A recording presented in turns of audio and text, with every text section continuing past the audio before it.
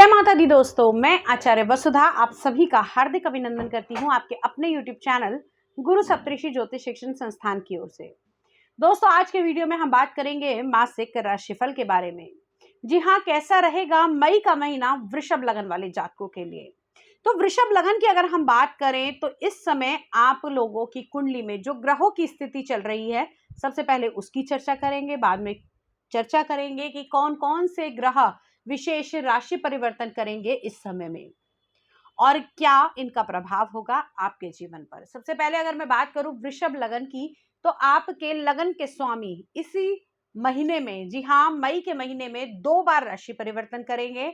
एक बार तो 2 मई को आएंगी आपकी कुंडली के दूसरे भाव यानी कि मिथुन राशि में। उसके बाद 30 मई को आएंगे कर्क राशि में। उसके अलावा मंगल होंगे नीच के। जी हाँ, आपकी कुंडली के सप्तम भाव के और 12वें भाव के विदेश भाव के स्वामी मंगल नीच के होकर आपकी कुंडली के तीसरे भाव के अंदर, त्रिक भाव के अंदर विराजमान होंगे।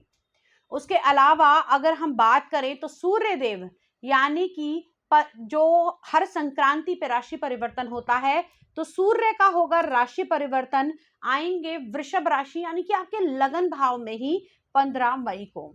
उसके अलावा चंद्रमा हर 2.25 दिन में राशि परिवर्तन करते हैं।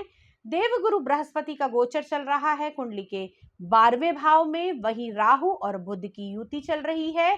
शनि की का गोचर चल रहा है कुंडली के 10वें भाव में यानी कि कर्म भाव में। केतु अभी गोचर कर रहे हैं कुंडली के 6ठे भाव में। तो ये तो है ग्रह गोचर की स्थिति, लेकिन इस ग्रह गोचर का आपके जीवन पर क्या प्रभाव पड़ेगा, सबसे पहले ये जानते हैं। आपके लगन के स्वामी दूसरे भाव में जैसे ही जाएंगे तो आपकी हेल्थ से जुड़ी हुई छोटी छोटी परेशानियां आपको हो सकती हैं। अगर आंखों से या फिर यूरिन से जुड़े हुए कोई भी रोग हैं तो उसमें आप लोगों को थोड़ी सी सावधानी बरतने की आवश्यकता है।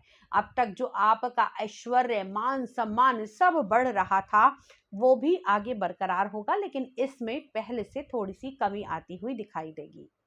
साथ ही साथ इस महीने के अंदर यानी कि इस मास के अंदर आप लोगों के पिता के साथ में संबंध भी और अच्छे होंगे।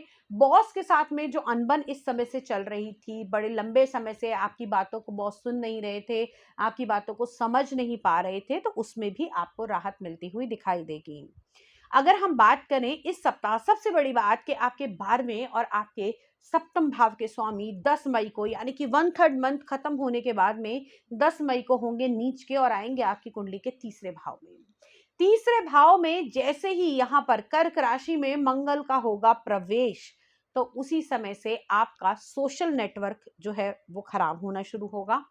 साथ ही साथ जो लोग सोशल मीडिया से जुड़कर काम करते हैं उनको अपने काम का बहुत ज्यादा ध्यान रखना होगा। यही भाव जोखिमों का भी माना जाता है, यात्राओं का भी माना जाता है। यात्रा के समय अपने सामान का विशेष ध्यान रखना होगा। ये यात्राएं आपकी मनचाही नहीं होंगी, जबरदस्ती की यात्राएं हो सकती हैं, इसमें आपको परेशानियां हो सकती हैं। और साथ ही साथ इस समय में आपके दोस्त, भाई, मित्र, संबंधी ये सभी आपके विरोधी हो सकते हैं। अगर भाई के साथ में किसी प्रकार का कोई मुकदमा चल रहा था तो उसमें आपको बहुत ज्यादा सतर्कता बरतने की आवश्यकता है। किसी भी लीगल पेपर वर्क को करते समय आप लोगों को बहुत ज्यादा ध्यान रखना होगा। किसी भी प्रकार की चूक आपको बहुत ज्यादा नुकसान दे सकती है।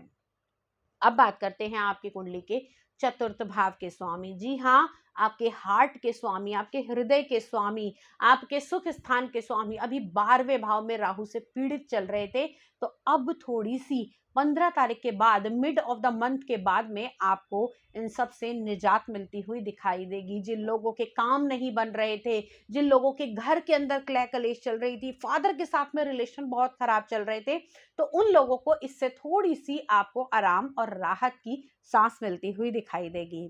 अब बात करते हैं आपकी संतान पक्ष के बारे में। तो दोस्तों, संतान की दृष्टि से ये महीना आपके लिए बहुत ही शुभ रहने वाला है। साथ ही साथ अगर हम बात करें कि इस मास में आपकी संतान की उन्नति होने के भी चांसेस बने हुए हैं।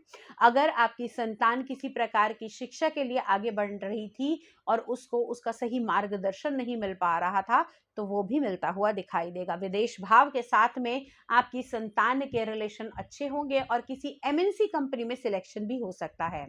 अब बात करते हैं आपके प्रेम संबंधों के बारे में, क्योंकि पंचम भाव आपकी शिक्षा, आपके कैरियर, आपके संतान के साथ साथ आपके प्रेम संबंधों का भी माना जाता है।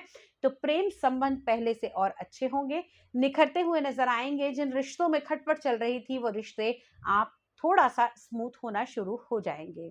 अब बात करते हैं आप लोगों की कुंडली के विवाह स्थान की। जैसा कि हमने बताया कि विवाह स्थान का स्वामी अभी नीच का होने जा रहा है, तो जिन लोगों के मैरिज लाइफ में थोड़ी सी खटपट चल रही थी, परेशानियां हो रही थी, उनको थोड़ा और ज्यादा ध्यान रखना होगा। किसी भी प्रकार की अपने रिश्ते में आप लोगों को, जिसे कहेंगे हमें ट्रांसपेरेंसी रखनी होगी। किसी भी प्रकार की एक दूसरे से लुकाव छुपाव आप लोगों के रिश्ते को और ज्यादा गड़बड़ा सकता है और ज्यादा खराबी दे सकता है। साथ ही साथ जिन लोगों की पहले से रिश्ते में खराबी चल रही थी, बात कोर्ट केस तक जा पहुंची थी, तो उन लोगों को थोड़ा और सतर्क रहने की जरूरत है, क्योंकि इस समय मामला सुलझने की जगह और उलझ सकता है। इससे बचने के लिए आप लोगों को हनुमान जी के मंदिर में जाकर बूंदी का भोग लगाना चाहिए। साथ ही साथ हनुमान चालीसा का पाठ या फिर सुंदरकांड का पाठ आपके लिए सोने पे सुहागे का काम करेगा।